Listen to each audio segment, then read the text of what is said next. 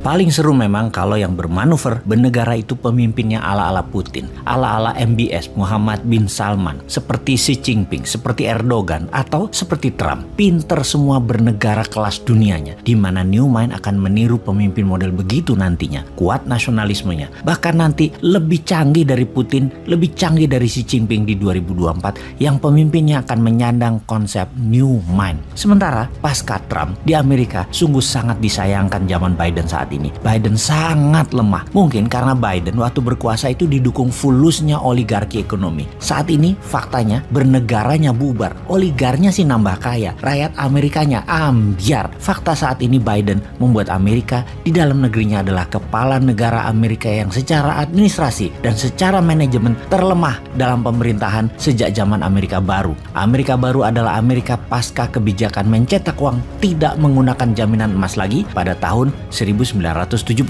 Printing dolar inilah yang membuat Amerika seperkasa sekarang. Terpilihnya Biden dan Kamala Harris adalah boneka oligarki Amerika yang memilih presiden lemah. Lepasnya Afghanistan di awal jabatannya adalah bukti nyata kelemahannya, dan sekarang di dalam negeri Amerika yang namanya maling itu sudah terang-terangan. Amerika di dalam negerinya terjadi krisis ekonomi dan krisis kepercayaan yang tertinggi terhadap pemerintahnya saat ini. Kriminal saat ini di mana-mana terjadi di dalam negeri Amerika. Dan di luar negeri, sekarang Amerika ditantang Rusia di sisi Eropa dan ditantang Tiongkok di sisi Laut Natuna Utara. Kita review Rusia sebentar. Kita tahu Putin itu bolonya Trump dan bukan bolonya atau sekutunya Biden, bukan. Jadi sekarang Putin mulai bermain. Putin memainkan dua hal, harga minyak dan gas bumi dan mencaplok wilayah baru. Kita tahu di tahun 2014 Putin mencaplok Crimea dan dunianya bengong. Sekarang 170.000 tentara Rusia ada di perbatasan Ukraina, full battlesuit, dan belum pernah terjadi pergerakan tentara Rusia semasif seperti ini sejak Perang Dingin atau Cold War Soviet dulu. Ada apa dengan Rusia ini? Ada apa dengan Ukraina? Ukraina perang lawan Rusia itu karena apa?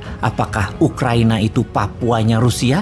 Atau mirip seperti Timor Timurnya Indonesia? Atau ambisi Putin bagaikan sakit hatinya Nazi Jerman terhadap Yahudi dan wilayah yang dipengaruhi Yahudi mulai dianeksasi digabung oleh Jerman. Yahudinya kemudian dibantai. Apakah seperti itu Putin itu? Kita akan bedah Putin dari alasannya, kemudian dari rencananya. Hal ini penting kita memahami apa yang akan terjadi, sehingga yang bagus kita tiru cara bernegaranya dan yang jelek kita tinggalkan. Nanti pada saat New Mind berkuasa, tidak seperti sekarang yang kental KKN dan konspirasi pejabat penguasa atau konspirasi peng-peng yang tidak membuat bangsa ini menjadi besar bernegaranya. Pastinya Putin yang sudah 25 tahun menjabat ini ingin menjabat selamanya, dan memang itu ambisinya. Strategi terbaiknya bagaimana? Ini ada di buku pelajaran dasar di Akademi Militer, yaitu melakukan penaklukan sebagai pembuktian dia pemimpin besar. Gajah Mada dengan ekspansi kerajaan Majapahit, Tiongkok dengan ekspansi ekonomi berbasis kekuatan negara, mengeruk habis harta negara lain. Kemudian juga Amerika, yang keduanya menggunakan soft power ala Tiongkok dan hard power ala Amerika,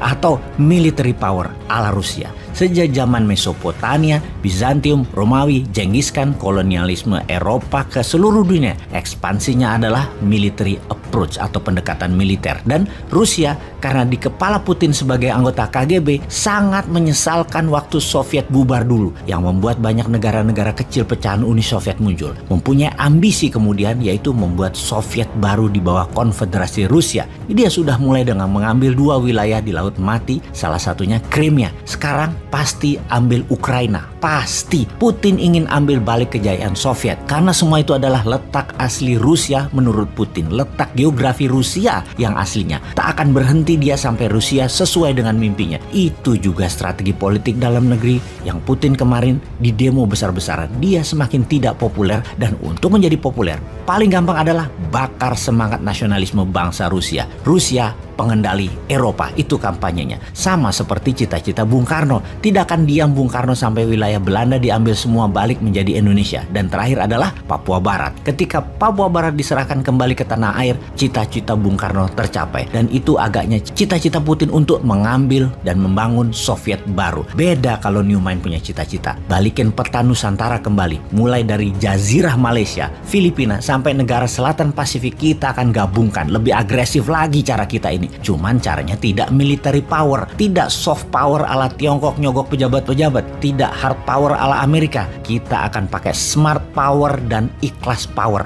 Mereka gabung sendiri di bawah Konfederasi Nusantara. Lihat aja nanti. Baik, kembali ke topik. Dapat disimpulkan, Putin pasti akan ambil Ukraina. Perang akankah terjadi di wilayah itu? Nah, ini akan kita jelaskan sebentar lagi. Tujuan Putin ambil Ukraina adalah kembalikan kejayaan Soviet. Wilayah asli Rusia dijayakan olehnya kembali. Dirinya akan mendeklar sebagai New Tsar, gaya baru dibungkus demokrasi ala-ala, membuat dirinya pemimpin seumur hidup di Rusia. Disinilah Newman melihat peluang besar dan berharap perang Ukraina terjadi. Kita akan jadi negara besar dengan peluang itu. Maka hanya Newman yang berharap Ukraina dicaplok Rusia atau Taiwan dicaplok Tiongkok. Pasti Indonesia langsung menjadi negara besar. Ini kalau Newman yang pegang negaranya. Kalau Lord, ya gua nggak tahu. Paling urusannya cuman cuan.